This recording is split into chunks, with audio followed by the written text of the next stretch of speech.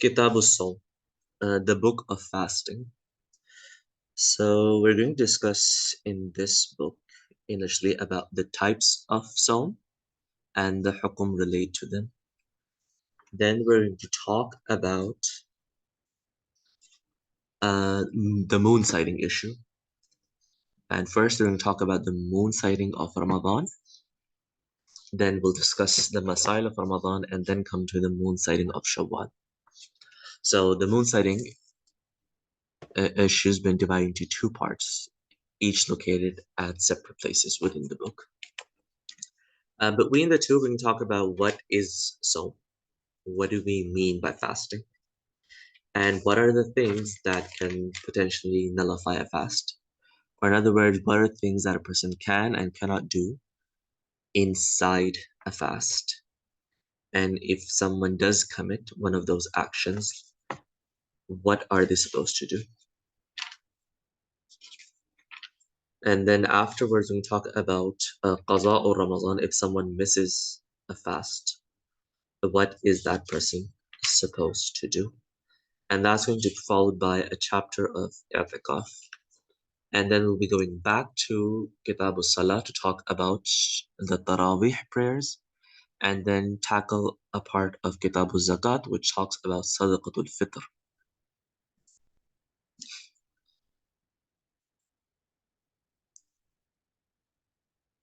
Kitab al-Sawm, the types of fasting. As-Sawm Zarban Wajibun wa Nafil. There are two types of fasting. Wajib, obligatory. This includes both the farz and wajib, as per the terminology of the fuqaha, and it also includes nafil, or supererogatory kinds of fast, which also include the sunnah fast, for example, of the 10th of Muharram, or the first 10 days of Zul-Hajj, and so on.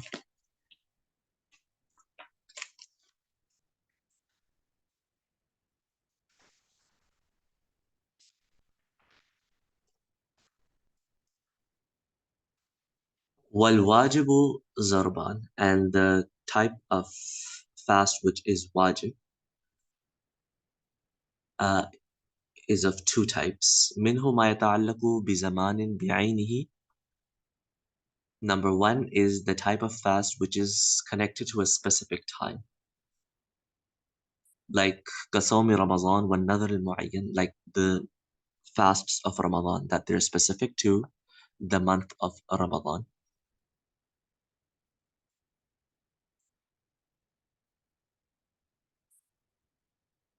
Right? And then there is another muayyan, specific vows. Like if someone makes a vow that they're going to fast on uh, the Monday of the coming week, i.e., the 20th of March, for example, then this is also a fast which is connected to a specific time.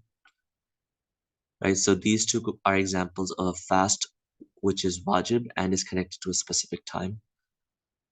And what is the hukum of such fast? فَيَجُوزُ صَوْمُهُ بِنِيَّةٍ مِّنَ اللَّيْلِ. That this fast is permissible if one makes an intention during the night that they're going to fast the next day. فَإِن لَمْ يَنْبِي حَتَّى أَصْبَحَ. And if they don't make an intention until it's already morning, أَجْزَأَتْهُ النِّيَّةُ مَا بَيْنَهُ وَبَيْنَ الزَّوَالِ. Then the intention, if made between the morning and before midday, that's also acceptable. So basically, you don't have to make a niyyah before Fajr because it's already specific, the time has already been specified. So even if the intention is made afterwards, after Fajr starts, it's still acceptable. But you have to do it before midday. Actually, over here, he mentions the word zawal, right? This is not 100% to the mark, because zawal can actually happen after midday as well. If you start the day from Fajr prayer, right? If you start the day from Fajr prayer,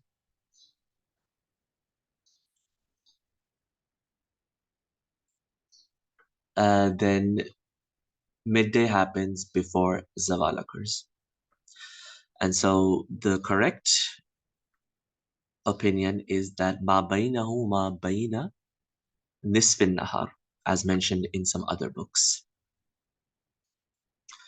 So you can easily just take the time from Fajr to Maghrib, then divide it in half, and whatever is then between that is the midday, through to which you can make the intention.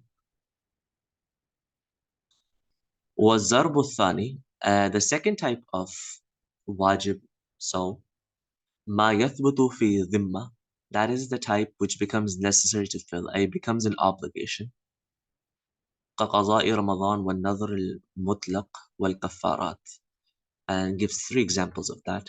For example, قضاء Ramadan, someone misses Ramadan fasts and they have to make a qada for that. Or another mutlaq, that it's an unrestricted vow. Someone makes a vow that I'm going to fast a day and they don't specify which day it's going to be. Wal kaffarat, and those fasts which are done for the expiations of sins. There are different sins in which a person has to make a kafara, has to fast in order to relieve themselves of that burden, of the burden of the sin. So these are the types of fast which are wajib, but they don't have a specific time to them. And what is the implication of that? لا يجوز صومه إلا بنية من الليل, that for such fasts you have to make an intention during the night, أي before Fajr. وكذلك صوم الظهار, and also the fast of dhihar. So dhihar is a special kind of hurma that a husband inflicts upon himself by matching his wife to any of the muharramat. Like if someone says to his wife that you are just like my mother is to me, and he intends with that al-hurma. So this is an example of dhihar. And so in zihar, what happens is that a husband cannot come close to his wife until he gives the kafara. And the kafara is basically 2 months of continuous fasting. So Sawm Zihar is also not specified, because whenever the husband intends to come back to the wife, that's when its time is. We don't know when that's going to be, so it's unspecified. That's another example of Azarbu Thani, right? So in all these kinds of unspecified wajib fast, the intention must be made before Fajr, before daybreak.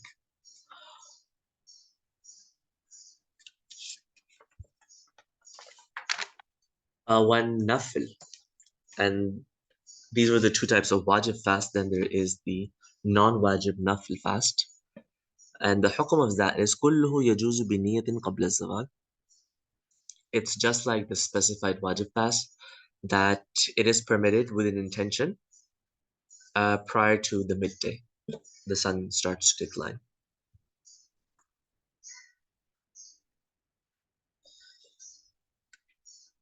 The reason why is that the nafil can be initiated whenever a person wants. I mean, they have an option not to do it anyways, right? So there's actually no need to specify the niya min al-layl from the night, because you have the option of never fasting it if you want. But as far as the second class of wajib fasts are concerned, because they are in a person's dhimma, it's the responsibility. So they have to make an intention before the day actually starts, whether or not they're going to use this day to fulfill their dhimma, to fulfill the responsibility. So that's why an intention is required beforehand. It's not required in nafil, and also because the Prophet Islam, sometimes what would happen that he would used to come home after Fajr, ask his wife, who he was staying with that night, if they had something that he could eat. If the reply was yes, then he would have breakfast, and if no, then he would say, Inni idan lasa'imun, then I'm going to fast. And so with this hadith, we also know that making an intention beforehand is not necessary in the Nafil fast.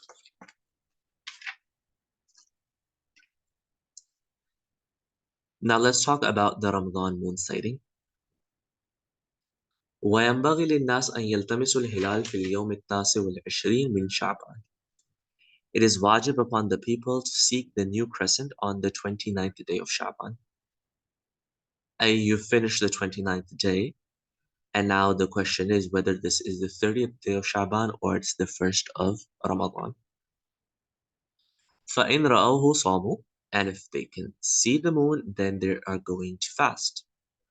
وَإِنْ غُمَّ عَلَيْهِمْ. But if for some reason the sky is not visible, either because of clouds or because of smoke, smog, whatever it is, if the moon remains hidden, أكملوا عدة شعبان 30 يوما أو أكملوا عدة شعبان 30 يوما, that they're going to complete the period of Shaban as 30 days, and then they're going to start fasting. Now, obviously, there's that question of whether or not we can use uh, astronomical moon sightings, i.e. satellite imaging, as to whether or not Ramadan begins or not.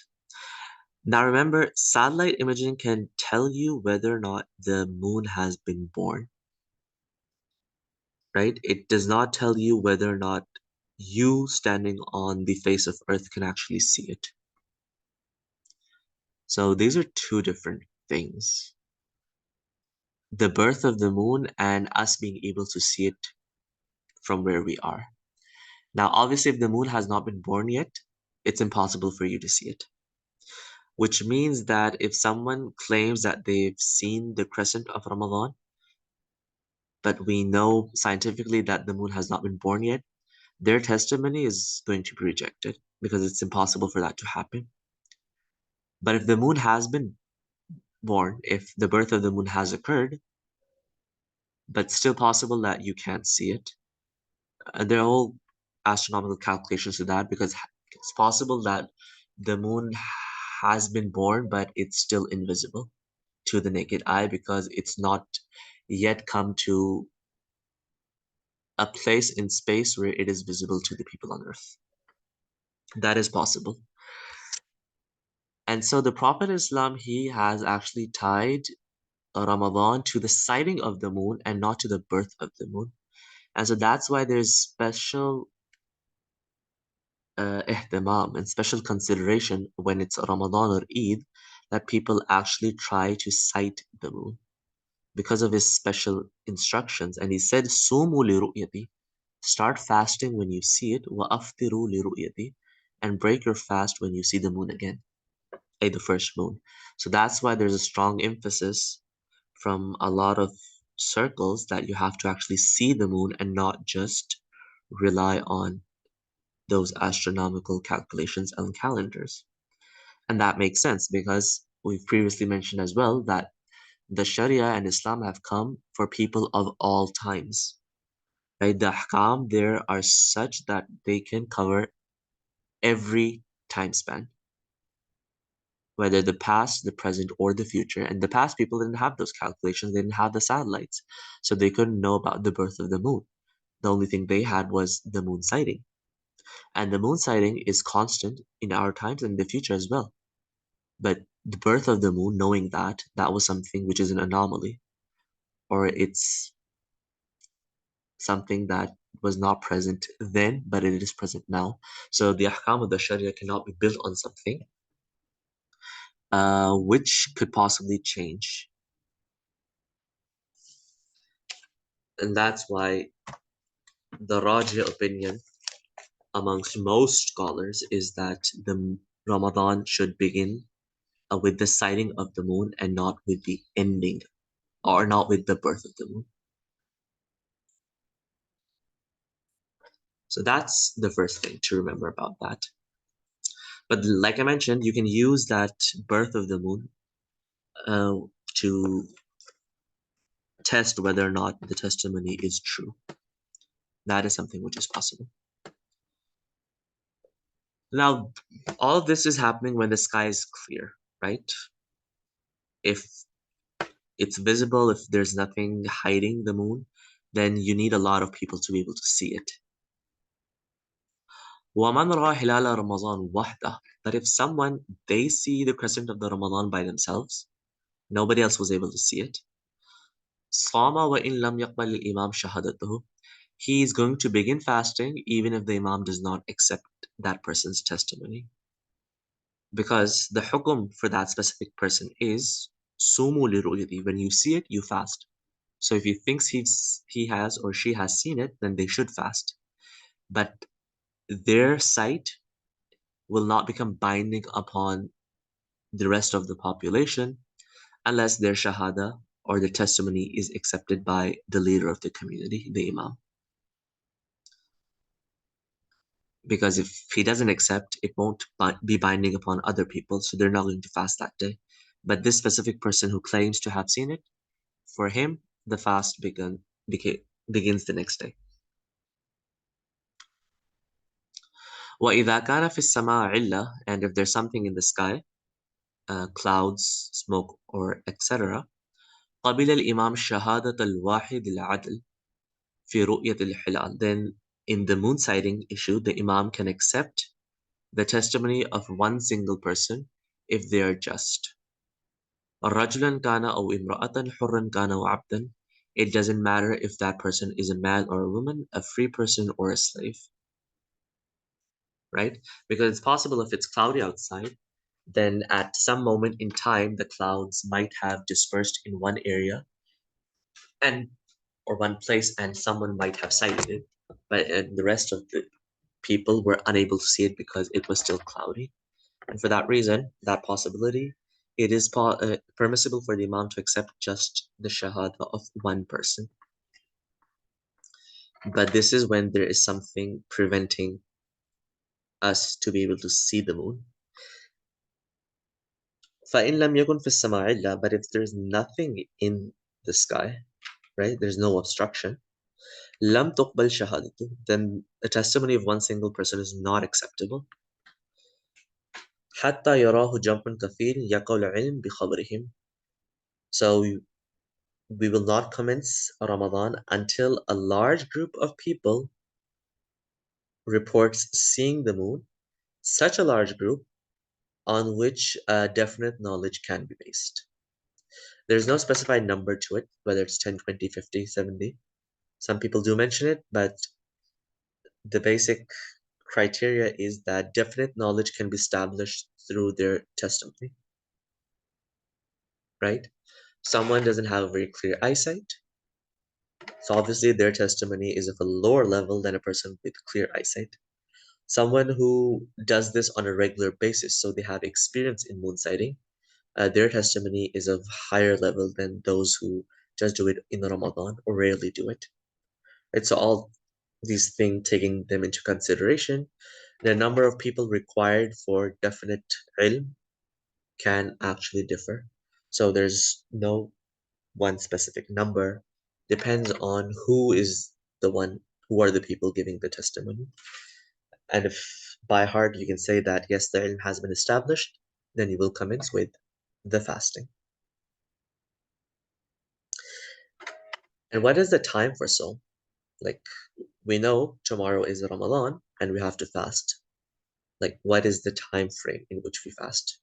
وقت الصوم من حين طلوع الفجر الثاني إلى غروب الشمس. It begins with dawn and ends with sunset. Right? And this is very important to know because some people make mistake and they wait until the Fajr Adhan starts. That is a big no-no. If the Fajr Adhan does not start at the same time that the Fajr time starts, the Adhan happens usually 5-10 minutes afterwards. Some people make the mistake of stopping when Adhan starts, and some even think that it's until the Adhan ends. And both of these are wrong. And if someone has been inflicted with this masala, they're going to have to make the qada of all the fasts from the previous years because none of these fasts were ever initiated. Now, when we're talking about fasting, what exactly is fasting? والصوم هو الإمساك عن الأكل والشرب والجماع نهارا مع النية. Fasting refers to the abstinence from three things: eating, drinking, and sexual intercourse. But obviously, you can't do that forever, and neither that's required. So, naharan, this happens during the day, and from the time period we just mentioned. Ma'an niya, and you also have to have the intention. So you can make the distinction whether you're performing an act of ibadah or you're just starving yourself for its health benefits. So you need to make that distinction. So linguistically, Sawm just refers to imsak, abstinence. It could be from anything. But when you talk about it legally, it refers to the abstinence from three specific things. And also it has a specific time period, though linguistically it may not. And it also requires intention. Then again, linguistically, intention is not a part of Sawm, but talking about it legally, it becomes part of it. Now we know that Sawm is the abstinence from three things, which means that if a person commits any of those three things, then their fast will become nullified, right? And that's what he mentions. فَإِنْ أَكَلَ الصَّائِمُ أَوْ شَرِبَ أَوْ جَامَعَ نَاسِيًا لَمْ يُفْطِرْ. And I was discussing those things that can nullify the fast and those that don't nullify the fast. Now let's first talk about the principles behind this, which is going to help us actually concise what is about to happen over here.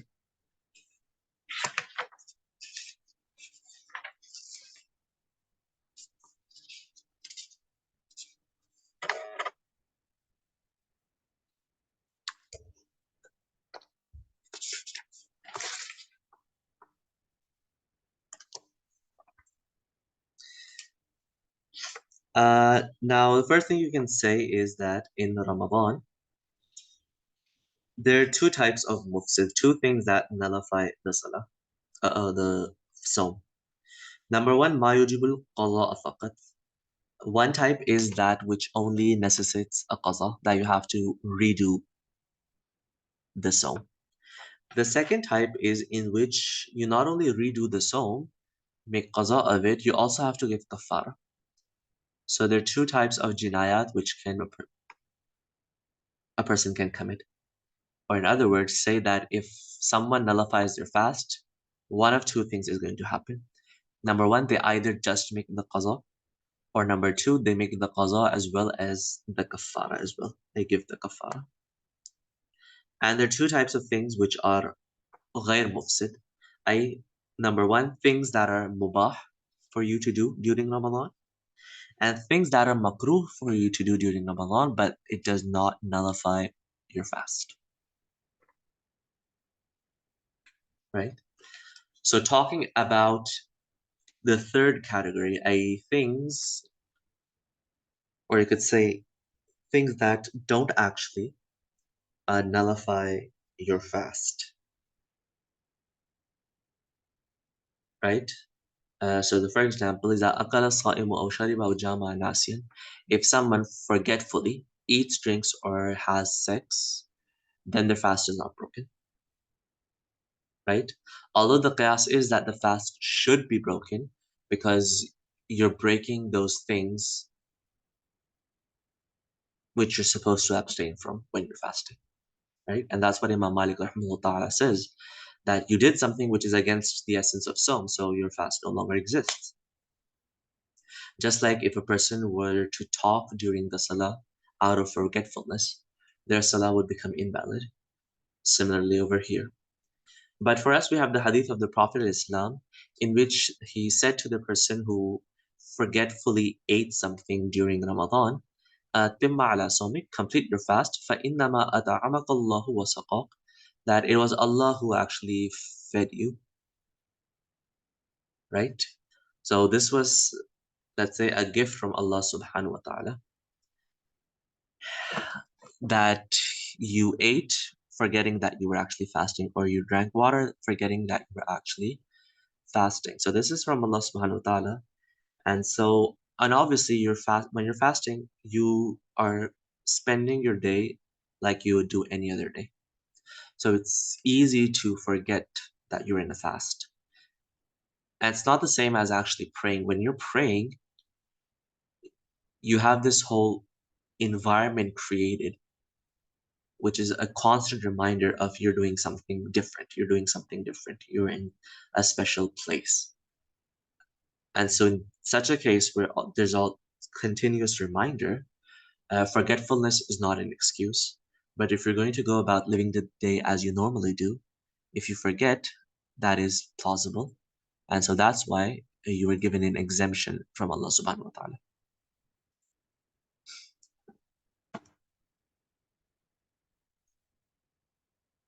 فإن نام فاحتلم أو نظر إلى امرأته فأنزل. Similarly, if someone sleeps and they have a seminal discharge, or if someone looks at a woman, or a woman looks at a man and they ejaculate,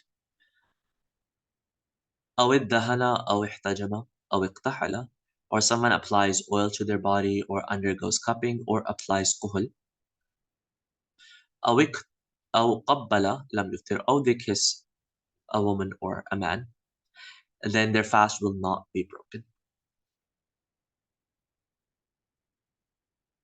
Right? So remember, the principle over here is al-muftir, the thing that breaks the fast, right? If it is present suratan wa ma'nan, if it is actually happen, if the surah of that muftir, the physical manifestation of that happens, and the meaning behind it also occurs, then that necessitates both qaza and kafara, right? And if it happens either only suratan wala ma'nan, it physically manifests, but the meaning behind it is not present, or the meaning behind it is present, but it does not physically manifest, then yajibul qaza dun al kafara, the qaza becomes wajib and not the kafara. And if it happens neither suratan wala ma'nan, then qaza and kafara, both of them don't happen. Keep the principle in mind and fit it in the examples that are coming in. The examples that we discussed right now, right? Over here, nothing is happening.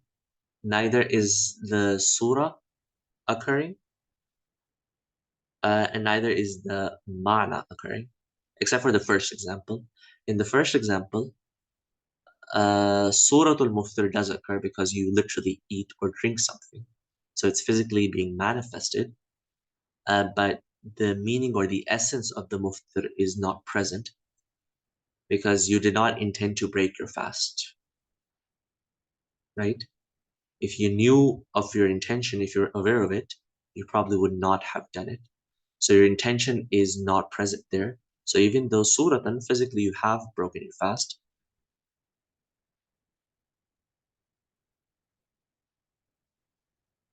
but that surah is also not considered in this case. And similarly, for example, ihtilam, seminal discharge happening during sleep or by looking at someone, right? Uh, it's not the same as actually having sexual intercourse. So that's why in these scenarios, nothing is happening.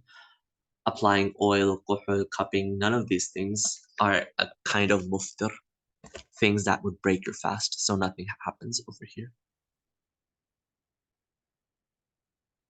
فَإِنْ أَنْزَلَ بِقُبْلَةٍ أَوْ لَمْسٍ, if someone ejaculates because of kissing or touching, فَعَلَيْهِ الْقَضَى وَلَا كَفَّارَةٍ, then they have to give the qaza, but there's no kafara. Why? Because the ma'na of jima, the meaning of sex, is present for their fulfilling their desires, but the surah or the physical manifestation of sexual intercourse has not happened in this case yet. So there's only qaza, no kafara. So the next question, will kissing your spouse be allowed in Ramadan, when you're fasting? And he says, وَلَا بَأْسَ بِالْقُبْلَةِ إِذَا أَمِنَ عَلَى نَفْسِهِ. If someone has control over themselves, then it's not a problem. وَيُكْرَهْ إِنْ لَمْ يَأْمَنْ. But if someone does not have control over themselves, eye kissing can lead to a bigger problem. Then for such a person, it is makruh to do so. This is the original principle behind it. The fuqaha suggest that for someone who is of an older age, 50 plus, and so for them it's not a problem. For younger people, 20 and so on, they should avoid it because the strength of the shahwa in older people is less than in the younger people, and then they usually tend to have more control over the younger ones. But then again, general rule of thumb is that if you have control over yourself, it's not a problem. If you fear you might not have control, then it is makruh to do so. Makruh tahriman. وإن ذرعه القيء لم يفطر وإن استقى عامدا ملأ فمه فعليه القضاء.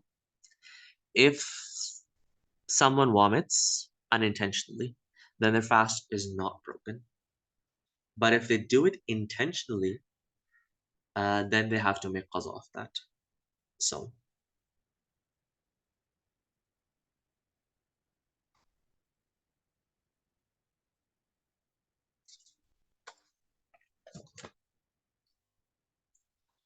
ومن ابتلع الحصاة أو الحديد أو النواة أفطر وقضى.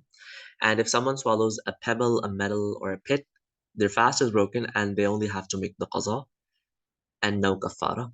Because in both these cases, uh, the physical manifestation is happening. You're actually swallowing something, a pebble or a piece of metal, right? But swallowing these things is not equivalent to eating them. You eat in order to get that nutritional benefit, right? And these things, they don't provide you with that. So although if someone sees you, they might think that you might be eating it, but it does not have the meaning behind al-aql. ومن جامع عامدا في أحد السبيلين أو أكل أو شرب ما يتغذى به أو يتداوى به فعليه القضاء والكفارة. But if someone deliberately has sexual intercourse in either of the two passages, أو أكل أو شرب, or they eat or drink something which provides nourishment or something which has medical use to it, فعليه القضاء والكفارة. For that person, both qaza and kafara are necessary. We will talk about later what the kafara is, right? Before that, we're going to talk about some other masail related to Ramadan. For example, if you have something stuck between your teeth when you were doing the suhoor, and you actually swallow that during your day, if it's the size of a chickpea or less, then there's nothing that is exempted. But if it's a chickpea or more, then if it falls, you make qaza, you don't do kafara. But if you remove it from your mouth and then put it back, then this is going to necessitate both the qaza and the kafara, right? Similarly, if someone inhales smoke or dust, which they could not control, right? You're in traffic and you inhale some of that, this does not nullify your fast. So no kafara, no qaza. But if someone intentionally smokes a cigarette or a vape or whatever, then this nullifies their salah, their sawm, but it only necessitates qaza, not kafara. Because remember, kafara happens only when you make a complete jinaya by actually eating or drinking or by actually having sexual intercourse. And if you're inhaling something, you're not actually eating something, and it doesn't have any medical purposes to that. So that's why no kafara over there.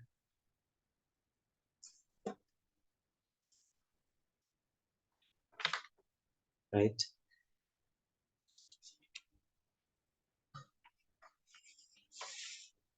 Also, an example of when your fast remains intact is if a fly actually enters your mouth and down through your throat, because, well, they're flying everywhere and you might not have control over that. So it may be difficult to avoid.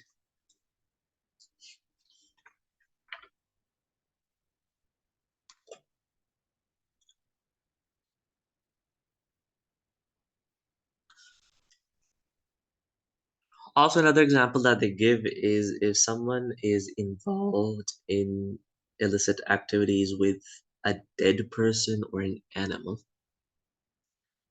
or even self-pleasure, then all of these things, they nullify the fast, and you have to make qaza of it, but there is no kafara. Although the meaning of sexual activity is present in all of them, but it's not the highest form of that activity. And so that's why it's not the highest form of jinaya. So that's why there is no kafara, although there is qaza for that. Now, what is the kafara? Well, kafara mithlu kafarat al-zihar. You have the same kafara as that in zihar. And what is kafarat al-zihar? Well, we just talked about zihar, and the kafarat al-zihar, as mentioned in the Quran, is فَتَحْرِيرُ رَقَبَةٍ مِّن قَبْلِ أَن يَتَمَاسَّ. The first thing that you have to do is to release a slave, if it is possible to do that. فَإِن لَمْ يَسْتَطِعْ. And if it's impossible, either because you can't afford one or because in our times they don't exist, فَصِيَامُ شَهْرَيْنِ مُتَتَابِعَيْنِ مِن قَبْلِ أَن يَتَمَاسَّ. Then you have to fast 60 consecutive fasts without a break in between. فَإِن لَمْ يَسْتَطِعْ. And if this is also impossible for someone because they're too weak, too sick, فَيَطْعَامُ سِتِّينَ مِسْكِينًا. Then you have to feed 60 masakin. So this is the kafara in this order. If you can't do number one, then you can go to number two. And if you can't do that either, then you go to number three.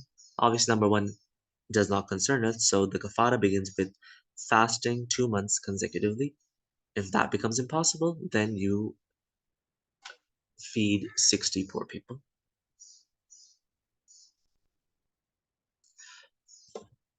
Coming back to more examples of where there is qaza but no kafara. وَمَنْ جَامَعَ فِيمَا دُونَ الْفَرْجِ فَأَنْزَلَ فَعَلَيْهِ الْقَضَاءُ وَلَا كَفَّارَةَ. If someone has intercourse other than the vaginal passage and they ejaculate, then there is qaza, but there's no kafara because the jinayah is still incomplete. And remember, kafara only happens in the Sawm of Ramadan. وَلَيْسَ فِي إفْسَادِ الصَّوْمِ فِي غَيْرِ رَمَضَانِ كَفَّارَةٌ. There is no expiation for violating a fast outside Ramadan. So if you start a nafil fast and then you break it, or a qaza fast and then you break it, there's no kafara in that. There's only qaza. Now, things that you can do which might potentially lead to your fast becoming invalidated. وَمَنِ احْتَقَنَ. If someone takes an enema, and if you don't know what an enema is, that is medicine that is put into a person's body through their backside. أو استعطى, or if someone sniffs something through their nostrils.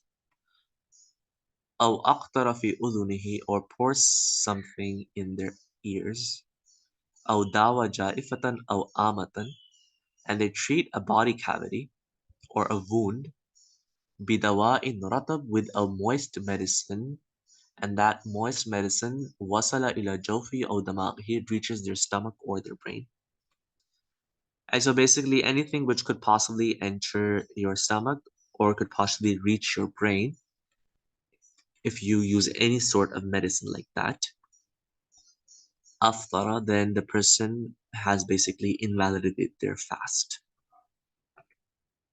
Now, what kind of medicine you can take and the kind of medicine that you can't take, right? So there's a very good website It's according to the Hanafi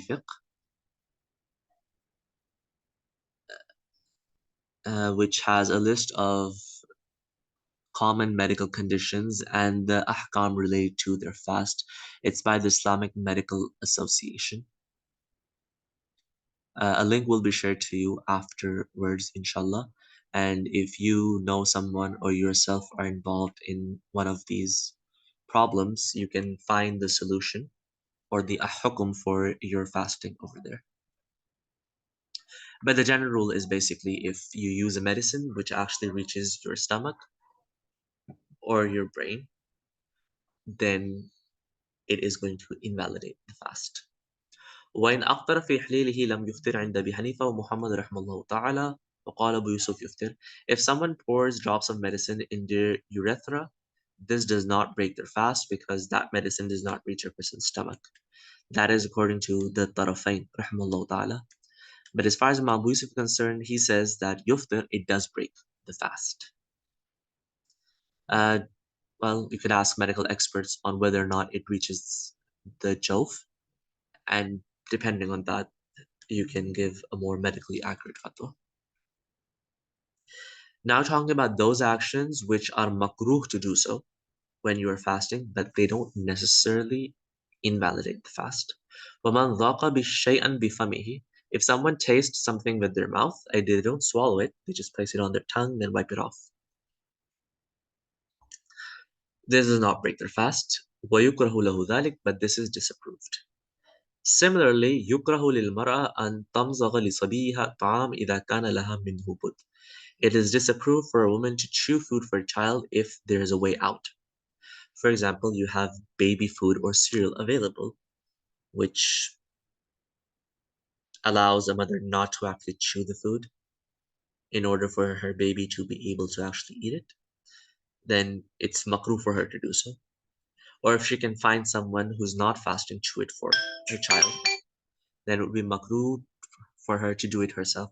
But if she does not have those two options, then she can actually chew it without swallowing it to feed it to her child.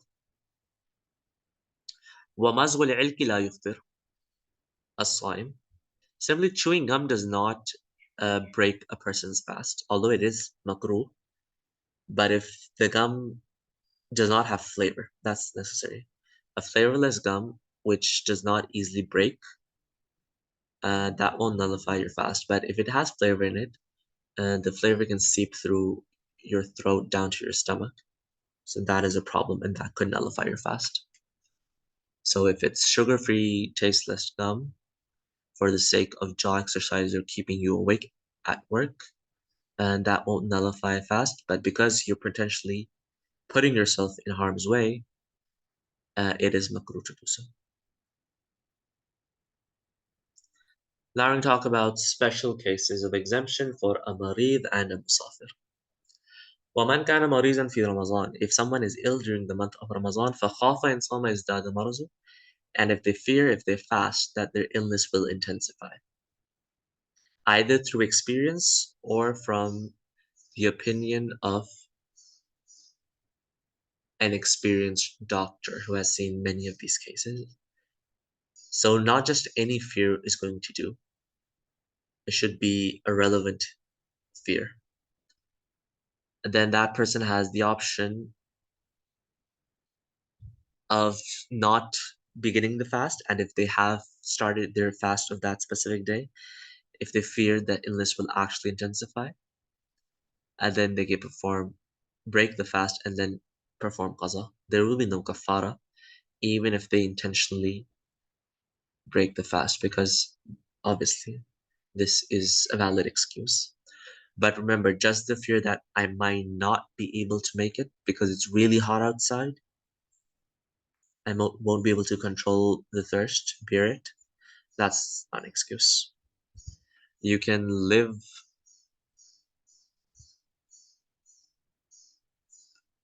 more than a week without water. So this is a completely invalid excuse. But if you're having a winter Ramadan, and then that's good for you. It's probably much easier than that.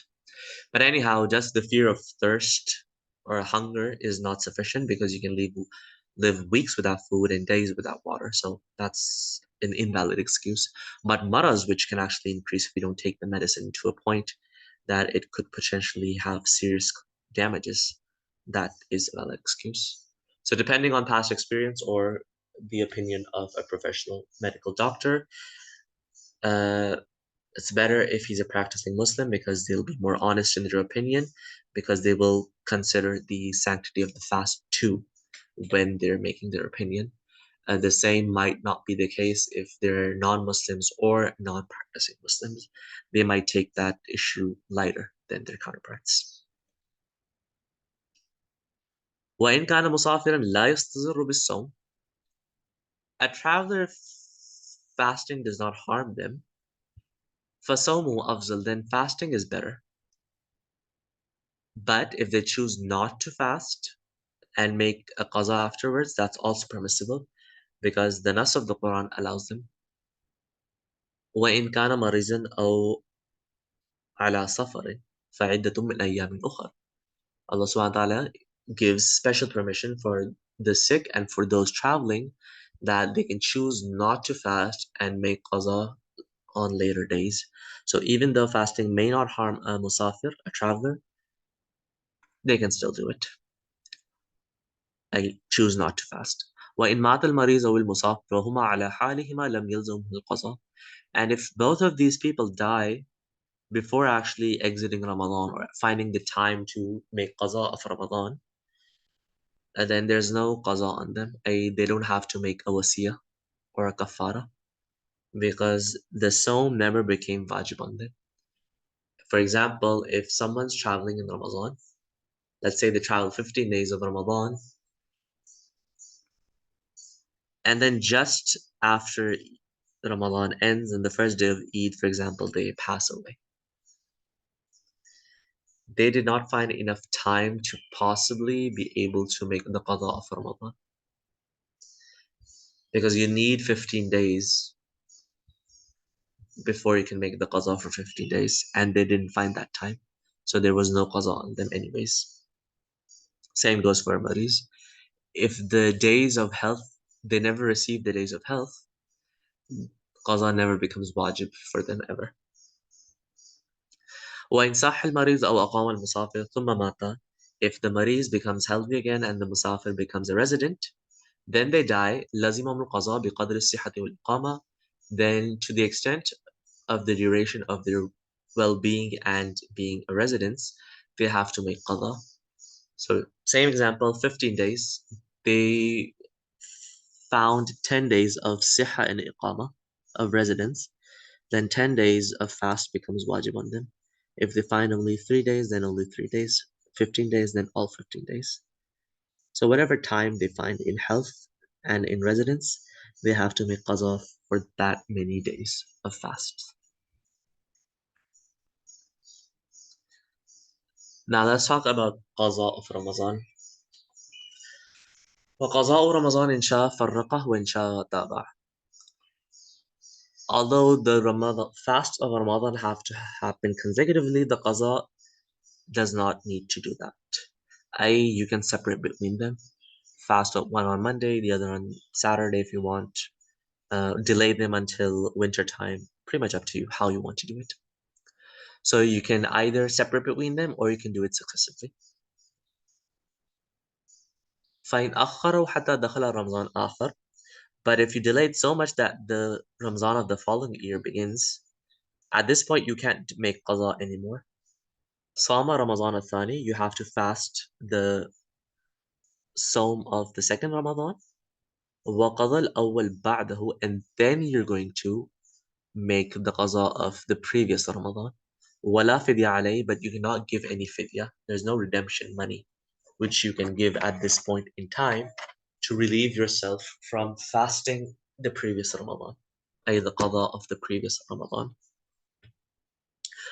والحامل والمرضع إذا خافتا على أنفسهما أو ولديهما أفطرتا وقضتا ولا فدية عليهما.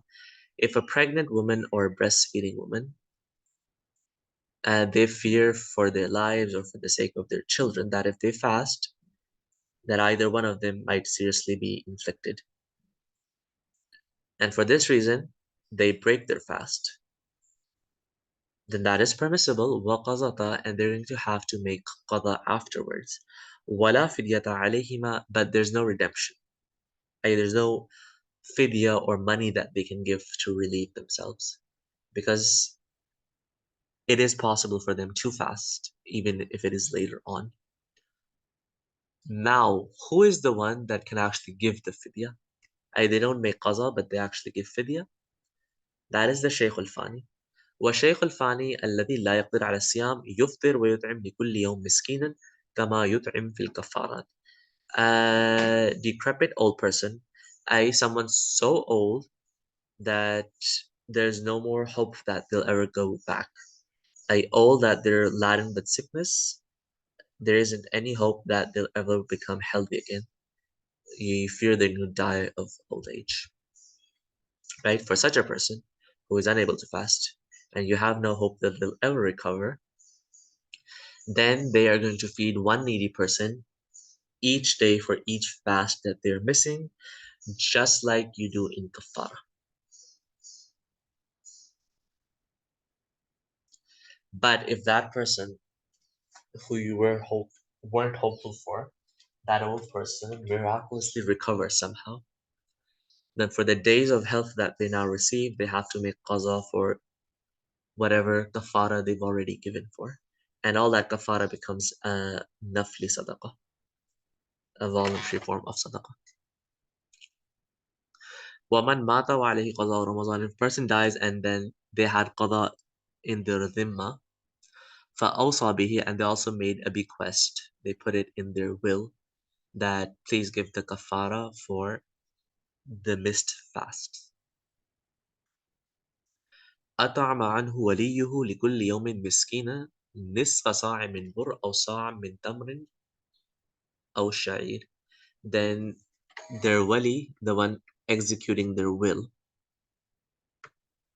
right? They are going to feed on that person's behalf every day a miskin person either half a saw of wheat or one saw of dates or barley. Now, obviously, what is a saw,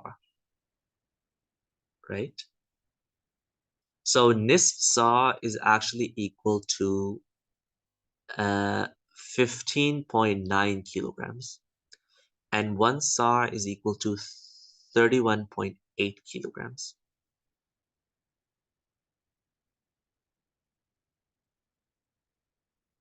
Sorry, that is for the kafara. One saw is actually nisf saw is equal to 1.5 kilograms, and one saw is equal to 3.1 kilograms. If you multiply it by 60, or multiply it by 10, then it's 15 and 31. And nisf saw is actually 1.5 kilos, and one saw is 3.1 kilo. So you either give 1.5 kilograms of wheat or 3.1 kilograms of dates or barley.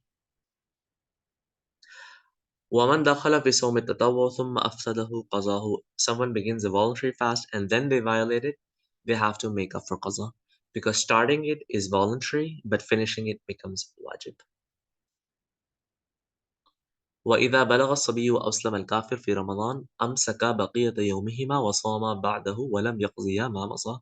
If a minor attains adulthood or a non-Muslim becomes a Muslim during Ramadan, then they abstain for the rest of the day from eating or drinking, just like a person fasting. Let's say this is happening on the 12th of Ramadan, and he accepts Islam after Fajr, or he becomes an adult after Fajr. So for the 12th day, they're going to act as if they're fasting, although their fast never begun, but they're going to act as if they fast. And then from 13 onwards, they're going to fast as a responsibility, as a wajib. And for the previous 12 days, they don't have to make any qaza for that, because for those 12 days which they missed, fasting never became wajib on them. And if it was never wajib, then there is no qaza. Fasting only becomes wajib from the 13th day. And so that if they miss any of the fasts after the 13th, then they're going to have to make the qaza for that. ومن أغمي عليه في رمضان لم يقضي اليوم الذي حدث فيه الإغماء. If someone is overcome by unconsciousness during Ramadan, then they are not going to make the qaza for the day in which they were unconscious because they already began their fast. So it's like sleeping throughout the day. If you made the intention at the beginning, your Sawm began and now you're just sleeping through it. وَقَضَى مَا بَعْدَهُ. But after the first day, every other day that you're missing in unconsciousness, you'll have to make qaza of that because you did not make the niyyah of the intention of the coming days. وإن أفاق المجنون في بعض رمضان قضى ما مضى منه وصام ما بقي. If an insane person, they regain their sanity in some part of Ramadan, they make the qaza of whatever they've missed and they also fast whatever is left. Like if insanity prolongs for the entire year, for the entire period of Ramadan, there is no qaza. But if insanity happens for only part time, then you have to make qaza of whatever you miss and the fast of whatever remains. Also, one thing we forgot to mention when defining what is a fast is that for women it's condition of being pure from their postnatal or menstrual cycles. So that is why إذا حاضت المرأة أو نفست أفطرت وقضت إذا طهرت. If a woman menstruates or enters the postnatal period during her fast, then obviously her fast breaks and she's going to have to make qaza of it.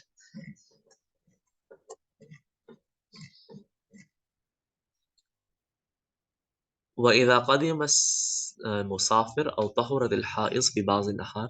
If a traveler arrives at their destination or a menstruating woman attains purity in the middle of the day, أمسك عن الطعام والشراب بقية يومهما, then they should abstain from food and drink for the remainder of their day and act as if they were fasting as well. ومن تسحر, and whoever wakes up for the pre-dawn meal, for the suhoor, which one should strive to do because as in the hadith, inna fi suhoori barakah, that Allah subhanahu wa ta'ala has placed barakah in the suhoor, right? And so whoever wakes up for the pre-dawn meal, وهو يظن أن الفجر لم يطلع, that the fajr has not yet dawned, or for someone who actually does the iftar, they break their fast, وهو يرى أن الشمس قد غربت, and they're thinking the sun has already set. ثم تبين أن الفجر كان قد طلع, that fajr had actually, the time fajr had actually started, or that they realize afterwards that it wasn't time for maghrib yet, right? قضى ذلك اليوم ولا كفار عليه, they're going to make qaza for that day, obviously because they were eating in a time where they weren't supposed to eat, but there is no kafara because they did not intentionally commit this act.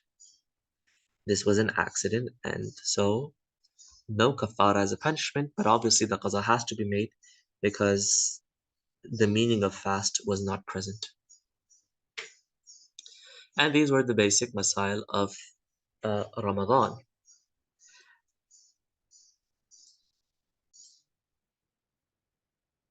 Babu Qiyam Shahr Ramadan, the night prayer during the month of Ramadan. First thing to remember is he uses the word Qiyam instead of Salatu Shahr Ramadan. It's because in the hadith, the Prophet Islam, he mentions, Inna Allah faraza alaykum siyama wa sanantu lakum qiyama. That Allah has made the Sawm of Ramadan farz, and I have made the Qiyam or the Salah of Ramadan as Sunnah. It's talking about Taraweeh. So that's why I use the word Qiyam over here. Second, the word using Qiyam, although it's just part of the entire Salah, is to make the ishara that the Qiyam, the standing position in the Taraweeh prayer should be long. Right? So that's why it's Sunnah to actually complete the entire Quran once during your Taraweeh. يستحب أن يجتمع الناس في شهر رمضان بعد العشاء. It is recommended for people to congregate in the month of Ramadan after Isha prayer. The Jama'ah is mustahab, the Taraweeh itself is sunnah. So if a person chooses to individually pray the Taraweeh, then they're fulfilling the sunnah. Completely acceptable. But praying it with a Jama'ah is mustahab. And he mentions it's after the Isha prayer. So if someone prays 20 units before the Isha Farz, it'll all be Nafil, it won't be the Taraweeh Sunnah. So Taraweeh Sunnah can only happen after you have prayed the Isha Farz. The question, does this have to be before or Witr, or can it happen after Witr? So there's no distinction of Witr. I mean, yes, it was the habit of the Sahaba that they used to pray the Taraweeh between the Farz of Isha and the Witr. But if someone, for some reason, they pray witr before and then they go on to pray their Taraweeh, or they pray some of the Taraweeh, then they perform witr with the Jama'ah, for example, and they complete rest of their Taraweeh at home, and this is also acceptable. But you just have to make sure that it is happening after Isha. Now, what is the amount of Taraweeh prayer? فَيُصَلِّ بِهِمْ إِمَامُهُمْ خَمْسَ تَرْوِيحَاتٍ. The Imam is going to pray 5 Tarweeha with them. One tarwiha equals to 4 units, 4 rak'ats. And so you have to do 5 tarwiha, which means 5 into 4, that is equal to 20 rak'at. في كل ترويحة تسليمتان. In every tarwiha, in every 4 units, there are 2 taslims. Basically, like we pray Taraweeh in increments of 2. 2, end prayer, start 2 again, like this. ويجلس بين كل ترويحتين مقدار ترويحة.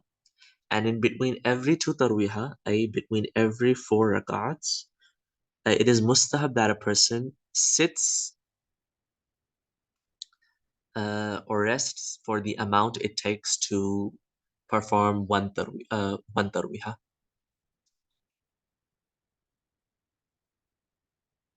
Right? So you pray 4 units, you rest the amount it takes to pray 4 units, then you pray 4 units again. So giving that pause is also mustahab. You can choose to reduce it, or you can choose to increase it, you choose not to have it all at all. That's also acceptable. Right? ثم يؤتر, after you're done with your خمسة ترويحات, your 20 raka'at, then you perform the witr with the jama'ah. ولا يصلي الوتر بجماعة في غير شهر رمضان, and you should not perform witr in congregation outside the month of Ramadan. Question is, what if someone does? Well, the prayer is valid, but it is makruh to do so. It is makruh to pray witr with the jama'ah outside of Ramadan, but if someone does so, their prayer is still valid. Now, the big question usually occurs is Taraweeh 8 units or 20 units? So, first thing we need to remember is the Sahaba were more knowledgeable than any person who came afterwards about the Sunnah of the Prophet ﷺ. And by ijma, when Umar radiallahu anhu instructed Ubay ibn Ka'b radiallahu anhu to lead people in prayer in Ramadan in Taraweeh 20 units. And all of the Sahaba behind him prayed, which is basically giving their consent. Yes, this is something that the Prophet Islam did. It's an ijma from the Sahaba consensus, which tells us that Taraweeh is 20 units. What about this notion of 8 units of Taraweeh? Well, this is actually based on a misunderstanding of a hadith mentioned in Bukhari by Aisha radiallahu anha, in which she says that uh, the Prophet Islam in Ramadan and outside of Ramadan used to pray 8 units only. This hadith, with this hadith, she is talking about tahajjud and not tarawih. Look at the words of the hadith. It says, in and out of Ramadan, he did not pray more than 8 units. Tarawih does not exist outside of Ramadan. Why would she need to say that?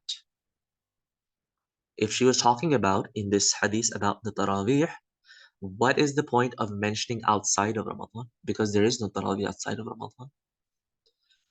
So basically, she's talking about a prayer which happens both in Ramadan and out of Ramadan as well, which is not Taraweeh, which is Tahajjud. So he's basically talking about Tahajjud. Also, if you look at Imam Muslim, so Imam Bukhari, he scatters the hadith around. He doesn't make complete chapters about one specific masala. He scatters them around a lot. But Imam Muslim, on the other hand, he compiles all of the hadiths regarding one matter in one place. And when you look at the bab of the chapter of Taraweeh that Imam Muslim has established in his Sahih al-Muslim, he does not mention this hadith of Aisha radiallahu anha. And so Imam Muslim too is self understands that if this hadith was related to Taraweeh, he would have mentioned this hadith in the chapter of Taraweeh. He didn't. And so, telling you it's not just the fuqaha, it's the muhaddithin as well that understood that this hadith of Aisha radiallahu anha is not related to Taraweeh, it's related to Tahajjud. And so that's why Taraweeh is 20 units and not 8. Yeah, and sometimes it happens is that if you're feeling too tired, unable to do so, uh, you could pray 12, 10, even 8. That is okay. But insisting that the Taraweeh is only 8 units, that is where the problem lies. And so it's a month of blessing, it's a month to acquire as many virtues as we can. So you should always strive to pray complete 20 units. Tired someday, really exhausted, whatever reason, you can reduce it, but it doesn't necessarily have to be 8.